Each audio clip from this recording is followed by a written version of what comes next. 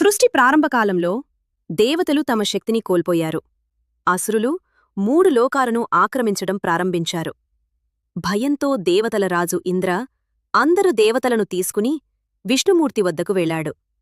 విష్ణుమూర్తి ప్రశాంతంగా చిరునవ్వు చిందిస్తూ చెప్పారు, అమృతం పొందితే మాత్రమే మీకు అమరత్వం లభిస్తుంది. కాని ఆ అమృతం పాల సముద్రంలో దాగి ఉంది. దేవతలు అసురులతో కలిసి పాలసముద్రాన్ని మదించడానికి సిద్ధమయ్యారు. మందర పర్వతాన్ని కవ్వంగా చేసి వాసుకి నాగును తాడుగా ఉపయోగించారు. సముద్రం కంపించింది. లోకాలు వణికాయి. అచానక మందర పర్వతం సముద్రంలో మునిగిపోయింది. అప్పుడు విష్ణువు మహా తాబేలు రూపమైన కూర్మ అవతారం ధరించి తన వెన్నుపై పర్వతాన్ని మోశాడు. మథనం కొనసాగుతుండగా భయంకరమైన హాలాహల విషం బయటపడింది. ఆ విషం ఒక్క క్షణంలోనే ప్రపంచాన్ని నాశనం చేయగలదు. దేవతలు భయంతో వణికిపోయారు. అప్పుడు ప్రపంచరక్షకుడు లార్డ్ శివ ప్రత్యక్షమయ్యాడు.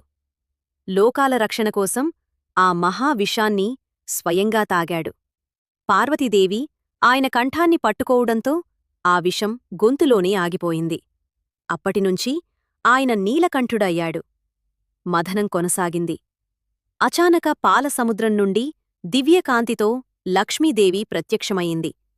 లోకమంతా ఆనందంతో నిండిపోయింది. చివరగా అప్పుడు విష్ణువు అందమైన మోహిని అవతారం ధరించాడు. ఆమె మాయలో పడిన అసురులు అమృతాన్ని కోల్పోయారు.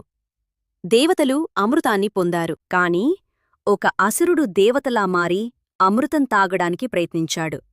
అతడే రాహు. విష్ణువు సుదర్శన చక్రంతో అతని తలను నరికాడు. అప్పటినుంచి రాహు, కేతువుల జననం జరిగింది. ఇలా సహనం, కష్టపడి చేసిన ప్రయత్నం, దైవ విశ్వాసం చివరికి అమృతాన్ని అందించాయి. సముద్ర మథనం మనకు చెప్పేది, జీవితంలో అమృతం పొందాలంటే ముందు విషాన్ని ఎదుర్కోవాలి. మీకు ఈ కథ నచ్చిందా?